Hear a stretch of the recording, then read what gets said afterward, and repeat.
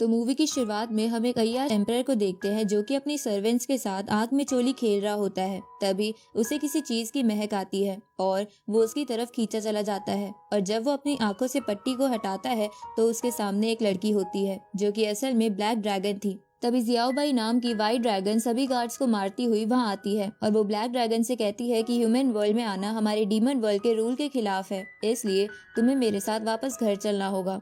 लेकिन black dragon इसके लिए साफ मना कर देती है। तो ये सुनकर जियाओबाई उस पर अटैक कर देती है जिसे ब्लैक ड्रैगन, जिसका नाम नुओमो था, वो काफी आसानी से रोक लेती है। जिसके बाद वो दोनों अपनी अपनी ड्रैगन फॉर्म में आकर आसमान में फाइट करने लगते हैं, जहाँ ड्रैगन्स को देखकर वो एम्परर बेहोश हो जाता है। वहीं वो दोनों सिस्टर्स आसमान में फाइट कर रही होती है, जहाँ नुओमो जियाओबाई पर भारी पड़ रही थी।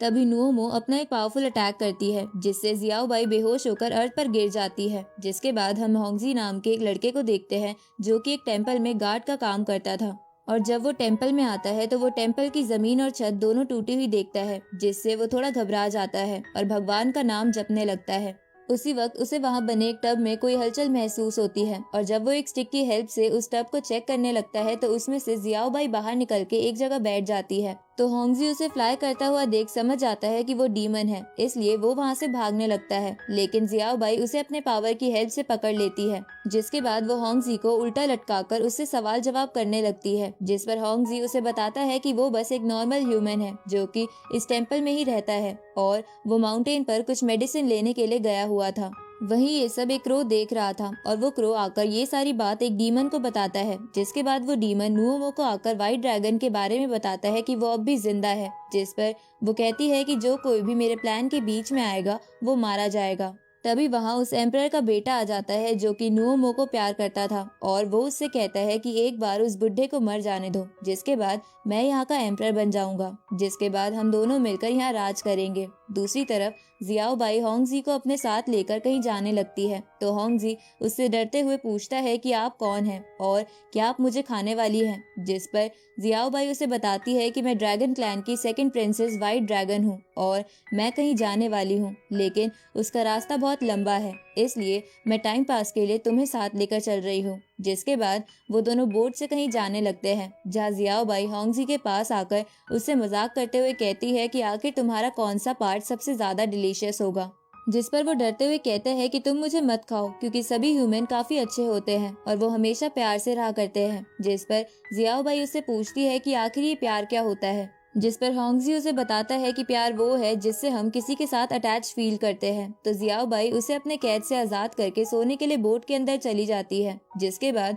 होंगजी भी वहीं बगल में सो जाता है और जब उसकी नींद खुलती है तो वो देखता है कि वो अपने घर से बहुत दूर किसी दूसरी जगह आ गया है। जिसके बाद वो दोनों एक रेस्टोरेंट में आ जाते हैं जहाँ सिर्फ डीमन ही डीमन होते हैं। तो जियाओबाई एक बच्चे को होंगजी को देखने को कहकर किसी दूसरी जगह चली जाती है, तो वो बच्चा होंगजी को एक रूम में बंद कर देता है जहाँ कुछ लड़कियां उसके साथ फ्लर्ट करने लगती है। दूसरी तरफ जियाओबाई एक लेडी के पास आती है, जिसके बाद वो दोनों खाना खाते खाते बातें करने लगते हैं, जहाँ जियाओबाई उससे नुओमो के बारे में पूछती है, जिस पर वो लेडी उसे इसके बारे में बताने के लिए प्राइस मांगने लगती है। लेकिन जियाओबाई अपने आइस पावर से उस लेडी पर अटैक कर देती है, जिससे वो लेडी डरते हुए अपनी डीमन वाली फॉर्म में आकर उसे बताती है कि मुझे बस इतना पता है कि नुओमो एक एम्परर के बेटे से प्यार करती है, जिसने एम्परर की गद्दी हासिल करने के लिए अपने सभी भाई बहनों को मार दिया था। जिसके बाद वो जियाओबाई पर अटैक करके उसे रूम से बाहर कर देती है और वो अपने एक मोटे से गार्ड को जियाओबाई को मारने का ऑर्डर दे देती है। इस तरफ होंगजी को जब पता चलता है कि उसके साथ वाली लड़कियां असल में डीमन थी, इसलिए वो वहां से भागने लगता है, लेकिन उस होटल में सभी तरफ डीमन ही होते हैं और जब उनकी नजर एक ह्यूमन पर जाती है तो वो उसका पीछा करने लगते हैं। तभी वहाँ जियाओबाई आकर उन सभी डीमंस को मार देती है, साथ ही वो उस फॉक्स लेडी के गार्ड को भी अपनी आइस पावर से मार देती है। लेकिन ज्यादा पावर इस्तेमाल कर लेने के कारण जियाओबाई बेहोश होने लगती है, तो ये देखकर वो फॉक्स लेडी उस पर अटैक करती है, पर होंगजी जियाओबाई को लेकर वहाँ से लेक में कूद जाता है। दूसरी तरफ वो बुढ़ा एम्परर अपनी आखिरी सांस गिन रहा था, तभी वो अपनी सारी जायदाद के वारिस वाले पेपर पर साइन करके वही मर जाता है। वही उस एम्परर के बेटे को लग रहा था कि अब वही अगला एम्परर बनेगा, लेकिन जब वहाँ का मंत्री उस जायदाद वाले पेपर को पढ़ता है तो उस बंदे के होश उड़ जाते हैं, क्योंकि उसमें लिखा हुआ था कि एम्परर का एक और बेटा था जो कि 18 साल पहले उससे दूर हो गया था, जिसके बॉडी पर हाफ मून का निशान है और वही अगला एम्परर बनेगा। इस तरफ होंगजी जियाओ बाई को लेकर एक प्लेस पर आ जाता है जहां वो देखता है कि जियाओ बाई को ठंड लग रही थी, इसलिए वो वहां आग जलाता है। साथ ही वो अपनी एक उंगली को काट कर जियाओ बाई को अपना ब्लड पिलाने लगता है, जिससे जियाओ बाई अपनी ड्रैगन वाली फॉर्म में आकर होंगजी की गोद में सो जाती है। अब जब उसकी नींद खुलती है तो वहाँ होंगजी नहीं होता, इसलिए वो बाहर उसे ढूंढने के लिए आती है, जहाँ वो देखती है कि दो मॉन्क सभी को दूध बांट रहे थे और होंगजी भी एक बाउल में मिल्क लेकर जियाओ बाई को पीने के लिए देता है। लेकिन जियाओ बाई ने कभी दूध नहीं पिया था, इसलिए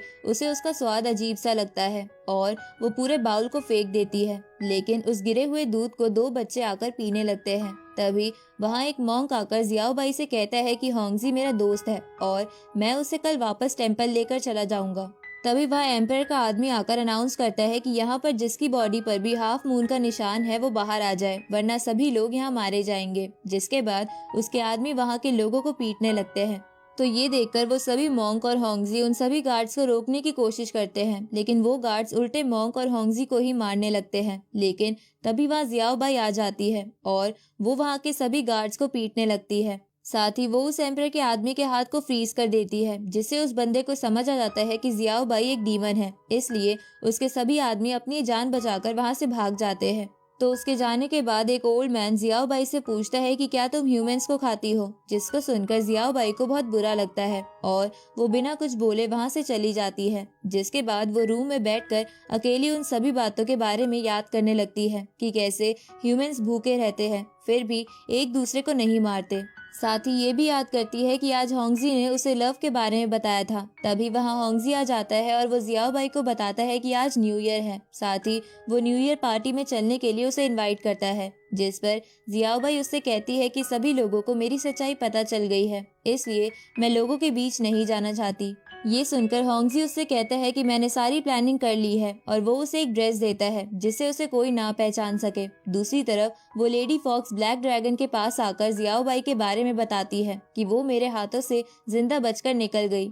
ये सुनकर नुओमो उस फॉक्स को मारने के लिए जाने लगती है, जिससे वो फॉक्स लेडी डरते हुए कहती है कि मुझे हाफ मून के निशान वाले बंदे के बारे में पता है। ये सुनकर एम्परर का बेटा उससे इसके बारे में पूछता है, लेकिन वो फॉक्स लेडी एम्परर के बेटे से पैसे मांगने लगती है, जिस पर एम्परर का बेटा उसे बहुत सारा सोना देता है। जिसके बाद वो फॉक्स लेडी बताती है कि मेरे पास जियाओ बाई के साथ एक लड़का भी आया था जिसकी चेस्ट पर हाफ मून का निशान था। तभी वो एम्परर का बेटा उस फॉक्स लेडी को मार देता है और ब्लैक ड्रैगन अपने आदमी को होंगजी को पकड़कर लाने का ऑर्डर दे देती है। साथ ही कहती है कि अगर मेरी बहन बीच में आने की कोशिश करे तो उसे भी मार देना। इधर जियाओ बाई और होंगजी दोनों न्यू ईयर की पार्टी में आ जाते हैं, जहाँ बहुत ज्यादा भीड़ थी। तभी वो दोनों उस भीड़ में अलग हो जाते हैं, जिसकी वजह से होंगजी टेंशन में आ जाता है। उसी वक्त जियाओ बाई पीछे से आकर उससे कहती है कि क्या तुम मेरी चिंता कर रहे थे। तभी रात के 12 बज जाते हैं और आसमान में बहुत सारी आतिशबाजियां होने लगती है, जिसको देखकर जियाओ बाई को बहुत अच्छा लगता है और वो होंगजी के हाथ को पकड़कर उसे भी आसमान में लेकर आ जाती है। अब वो दोनों आसमान से उन आतिशबाजियों को देखने लगते हैं, जहाँ होंगजी कहता है कि आसमान से ये सिटी तो काफी सुंदर लगती है। जिसके बाद वो दोनों एक ऊंचे घर की छत पर आकर बैठ जाते हैं और बातें करते हुए उस सिटी को देखने लगते हैं। तभी होंगजी जियाओ बाई से पूछता है कि क्या हम ह्यूमंस और डीमन साथ में शांति से नहीं रह सकते, जिस पर जियाओ बाई उससे पूछती है कि क्या तुम्हें डर नहीं लगता कि मैं तुम्हें खा जाऊंगी। तो होंगजी उसे अपना हाथ आगे कर देता है, लेकिन जियाओ बाई उसके हाथ को हटाते हुए उसे अपने बारे में कुछ बताने को कहती है।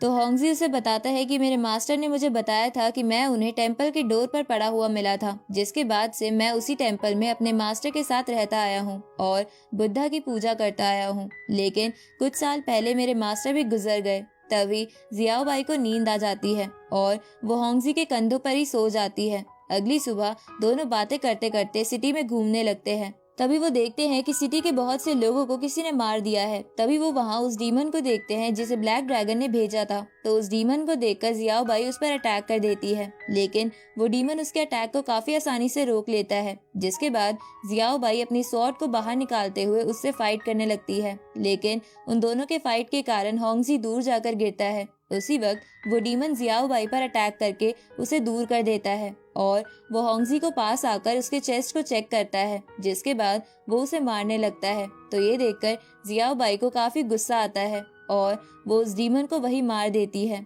तो वो डीमन मरते हुए कहता है कि तुम्हारी बहन ने भी एक ह्यूमन से प्यार करके डीमन वर्ल्ड के रूल को तोड़ा और अब तुम भी यही गलती करने जा रही हो। साथ ही वो उसे बताता है कि होंगजी इस वर्ल्ड का फ्यूचर एम्परर है, लेकिन तुम दोनों एक साथ कभी नहीं रह पाओगे। और इतना कहने के बाद उसकी वहीं पर मौत हो जाती है, जिसके बाद होंगजी वहां से भागकर किसी दूसरी जगह पर आता है, जहां वो देखता है कि उस डीमन ने उसके सभी मॉन्क साथियों को भी मार दिया था। अब वो अपने दोस्त की बॉडी के पास आकर रोने लगता है, तो जियाओ बाई उसके पास आकर उसे शांत रहने को कहती है, लेकिन होंगजी जियाओ बाई पर गुस्सा होते हुए कहता है कि ये सब तुम्हारी वजह से हुआ है, क्योंकि वो डीमन तुम्हारे लिए ही आया था, और तो और तुम डीमंस के लिए हम ह्यूमंस की लाइफ की कोई कीमत नहीं है ना, इसलिए तुम मुझे अभी यहीं पर खा जाओ। तो जियाओ बाई को इससे बहुत बुरा लगता है और वो उदास होकर सिटी में घूमने लगती है, जहाँ सभी लोग जियाओ बाई को देखकर डरते हुए वहाँ से भाग रहे थे। वहीं होंगजी वापस अपने टेम्पल में आ जाता है, जहाँ उसे जियाओ बाई की याद आने लगती है।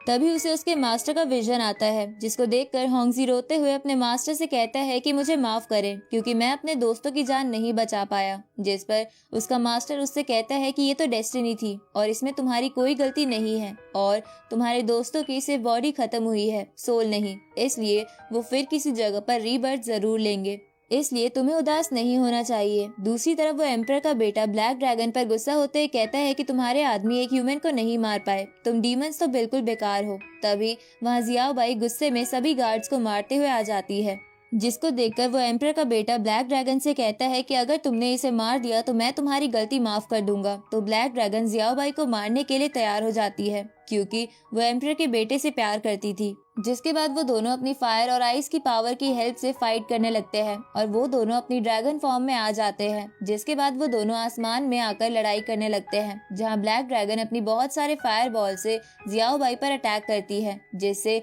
जियाओ बाई बच जाती है। लेकिन वो सारे फायर बॉल सिटी में आकर गिरते हैं और बहुत जगहों पर आग लग जाती है। वहीं होंगजी भी सिटी में आ गया था और जब वो उन दोनों को फाइट करता हुआ देखता है तो टेंशन में आ जाता है। इधर ब्लैक ड्रैगन जियाओ बाई पर भारी पड़ने लगती है और वो उसे जमीन पे नीचे गिरा देती है। तभी वह होंगजी भी आ जाता है, जिसको देखकर ब्लैक ड्रैगन उसे मारने लगती है। तो ये देखकर जियाओ बाई उससे होंगजी की लाइफ की भीख मांगने लगती है, जिसको देखकर ब्लैक ड्रैगन को भी बुरा लगने लगता है और वो अपनी सिस्टर से कहती है कि तुम सच कहती हो, हम ह्यूमंस के साथ नहीं रह सकते। तभी वहाँ एम्परर का बेटा आ जाता है, जिसको देखकर ब्लैक ड्रैगन उससे गले मिलकर कहती है कि मैं अब वापस जा रही हूँ। लेकिन वो एम्परर का बेटा तो ब्लैक ड्रैगन का बस इस्तेमाल कर रहा था और वो उसे अपने स्वॉर्ड से वहीं मार देता है, जिससे उसकी बॉडी हवा में गायब हो जाती है। तो जियाओ बाई गुस्से में उस पर अटैक करती है, लेकिन अब वो बहुत कमजोर हो चुकी थी, इसलिए वो कुछ भी नहीं कर पाती। तभी एम्परर का बेटा अपनी स्वॉर्ड से जियाओ बाई पर अटैक कर देता है, लेकिन